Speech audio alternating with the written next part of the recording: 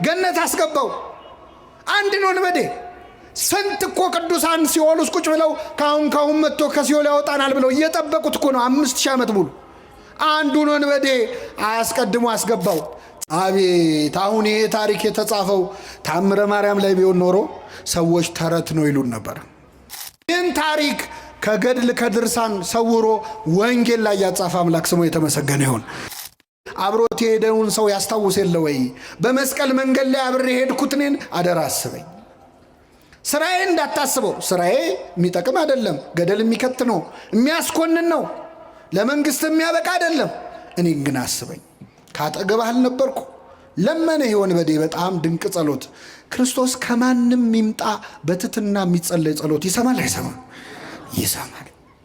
አንተ ደግሞ አሁን በመንግስት አስበህ ስትል አታፍርም?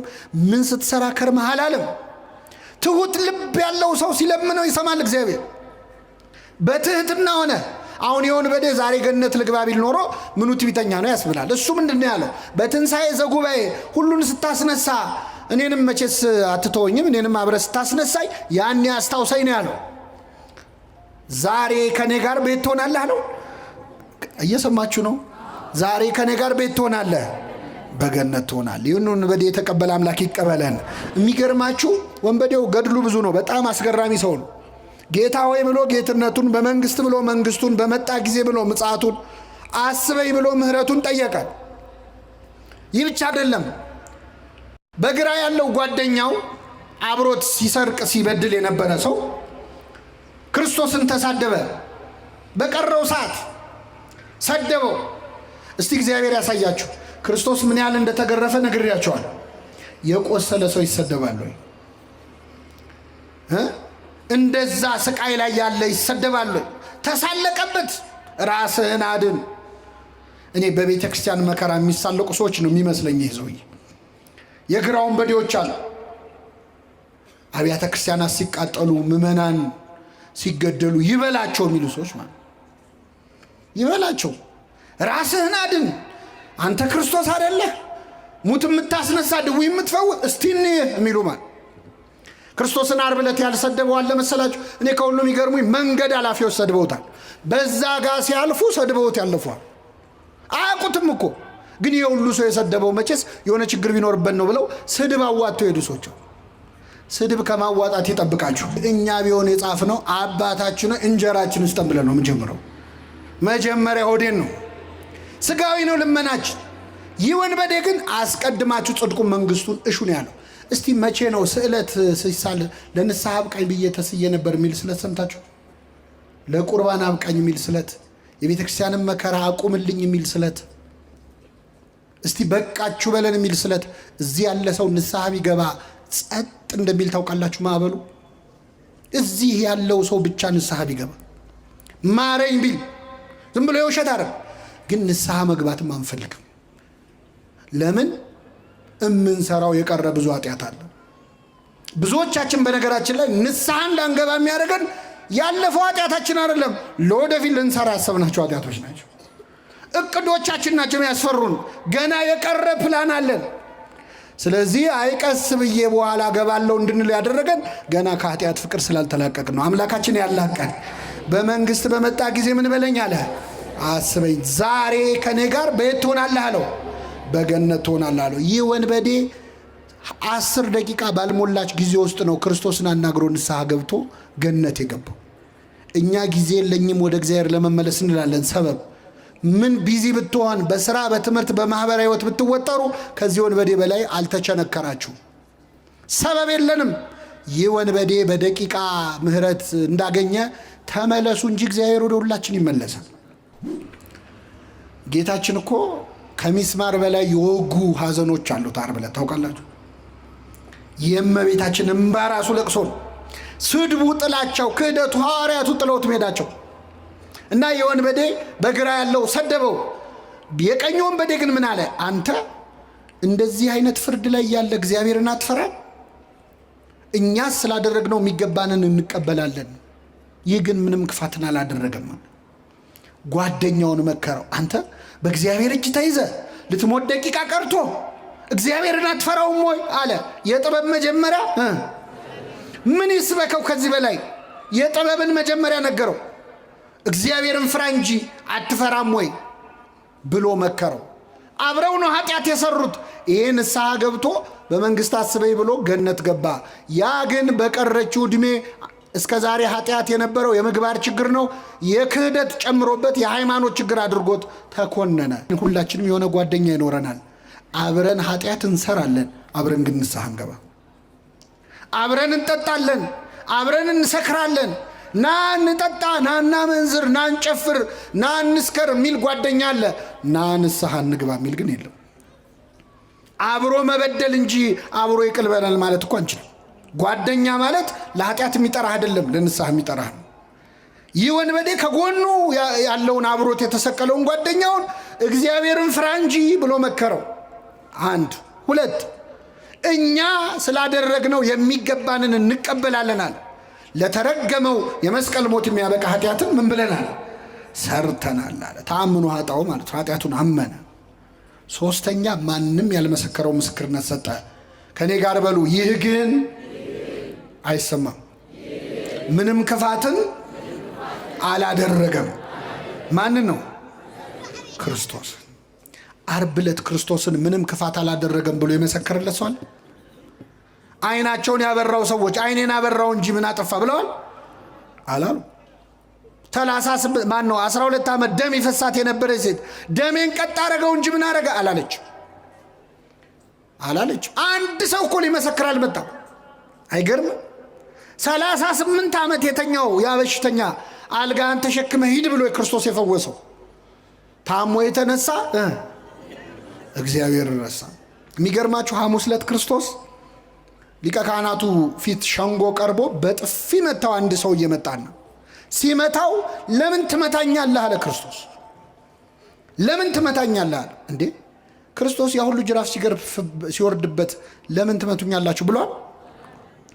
ይሄ ሰውዬ በጥፊ ሲመታው ግን ለምን ትመታኛለህ አለ። ለምን መሰላችሁ? መጥቶ የመታው ሰው 38 ዓመት ከተኛበት አልጋ ያዳነው ሰው ነበር። ስለዚህ ክርስቶስ ያመመው ጥፊው አይደለም፣ ባዳነው ሰው እጅ መመታቱ ነው። ጥፊው አይደለም ያመመው። ክፉ ተናግሬ ከሆነ ስለ ክፉ መስክርብኝ፣ አልጋህን ተሸክመ ሂድ ከማለት ውጭ ምን ክፉ ቃል ተናግሬ ያለው? መልካም ተናግሬ ከሆነ ግን ስለምን ትመታኛለህ አለ። አምላካችንን በኃጢአት ከመምታት ይሰውረን በእውነት። አዎ እሾህ ደፋ ሲባል እሾህ ይመስላችኋል? ጌታችን የደፋው እሾህ የተባለው ምንድን ነው? ኃጢአት እኮ ነው። አዎ እሾህም ማነቀው የሚለውን ሲተረጉም ወንጌል ምን ይላል? የባለጸግነት ምኞት፣ የዚህ ዓለም ምኞት ነው ይላል። ኃጢአት ነው። ስለዚህ ክርስቶስ እሾህ ሆኖ የወጋው በአዳም ምክንያት ምድር ካንተ የተነሳ ምንን ታበቅላለች? እሾህን የተባለውን እሾህ ክርስቶስ ዘውድ አድርጎ ደፋው። ጌታችን የደፋው የኔና የናንተን ኃጢአት ነው የተሸከሙ። ስለዚህ ዛሬ ኃጢአት ስንጨምር እሾህ ነው እየጨመርንበት ያለ ነው።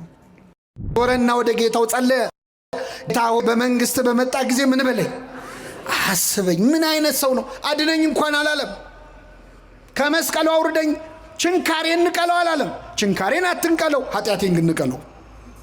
ኃጢአቴን ንቀልልኝ፣ ቁስሌን አትፈውሰው፣ ስርየት ግን ስጠኝ።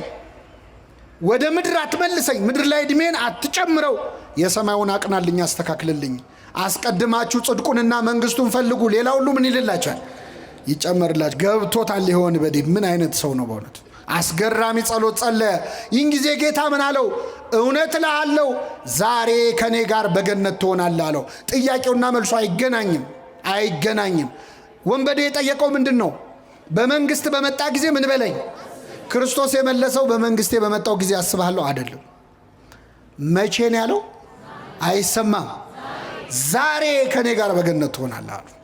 በጣም ይገርማል ቸርነቱ። አንድን ወንበዴ ገነት አስገባው። አንድን ወንበዴ።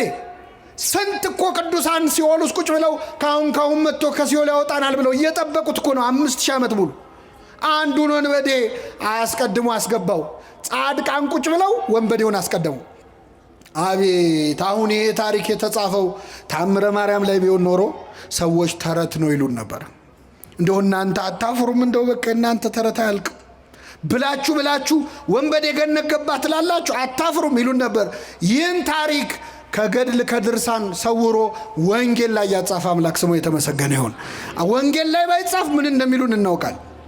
እንዴት እስቲ አታፍሩም? አሁን አንድ ወንበዴ ገነት ገባ ስትሉ እኛ ልናፍር እንችላለን። እግዚአብሔር ግን አላፈረበትም፣ አስገባው። ከፈለገ በገንዘቡ የፈለገውን ማድረግ ይችላል አይችልም? በላይ ሰባሁን በጥርኝ ውሃ በትንሽ ውሃ ገነት ገባ ሲባል ደማቸው የሚፈላ ሰዎች እንዴት በትንሽ ውሃ ይላል? ውሃው በበርሜል መሆን ነበረበት።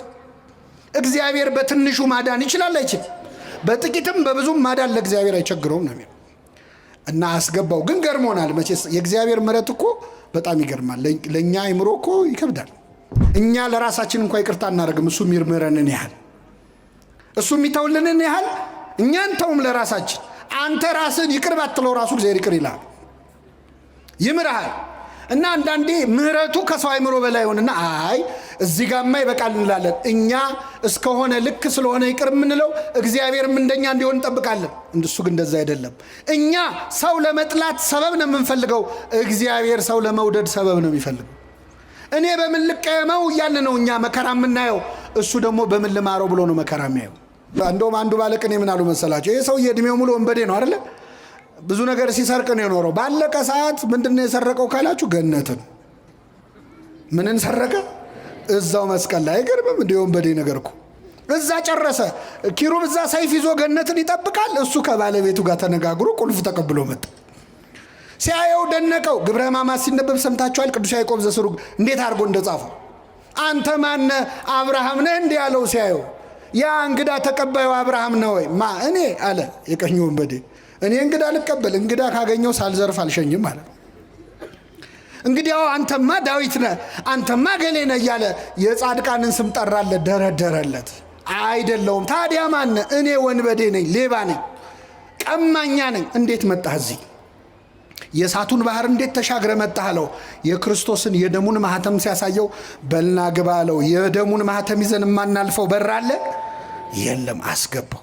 ስጋውን ደሙን ተቀበሉ የሚባለው ለዚህ ነው። ስጋውና ደሙን ተቀብለን የማናልፈው በር የለም። ስጋዬን የሚበላ ደሜን የሚጠጣ ምን አለው ብሏል ክርስቶስ። ስጋውን ደሙን ተቀብለን የማንገባበት በር የለም። ገባ የወንበዴ እና አስደናቂ ምሕረት ለዚህ ወንበዴ አደረገለት።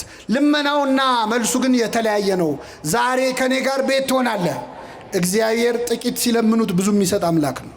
በዕለተ ዓርብ ደግሞ ከሁለት ወንበዴዎች መሃል ተቆጥሮ እኛን ከጻድቃን ጋር አምላካችን ሊደምረን እሱ ከኃጢአተኞች ጋር ተቆጥሯል። ስለ እኛ ከኃጥአን ጋር የተቆጠረ አምላካችን እኛን ከጻድቃን ጋር ለመቆጠር ያብቃል። ክርስቶስ ስለ እኛ ተሰቅሏል፣ እርሱ ስለ እኔ ተሰቀሉ አላለም። ስለ እኛ ሞቷል፣ እርሱ ስለ እኔ ሙቱልኝ አላለም። እኔ ሞቻለሁ፣ እናንተ ለእኔ ኑሩ ነው ያለው ክርስቶስ። እኔ ስለ እናንተ ከኃጢአተኞች ጋር ተቆጥሬያለሁ፣ እስቲ እናንተ ለእኔ ብላችሁ ከኃጢአተኞች ቁጥር ውጡ ነው ያለው። እሱ ከሰካራሞች ጋር ተቆጥሯል፣ እናንተ ከስካር ውጡ። እሱ ከዘማውያን ጋር አብሮ በልቷል ጠጥቷል፣ እስቲ እናንተ ከዝሙት ለእኔ ብላችሁ ውጡ ነው ያለው እንጂ ሞቻለሁና ሙቱልኝ አላለም። ተሰቅያለሁና ተሰቀሉ አላለም። ስጋን ከክፉ ምኞቱና መሻቱ ጋር ስቀሉት ነው ያለው ቅዱስ ጳውሎስ እንዳለው ማለት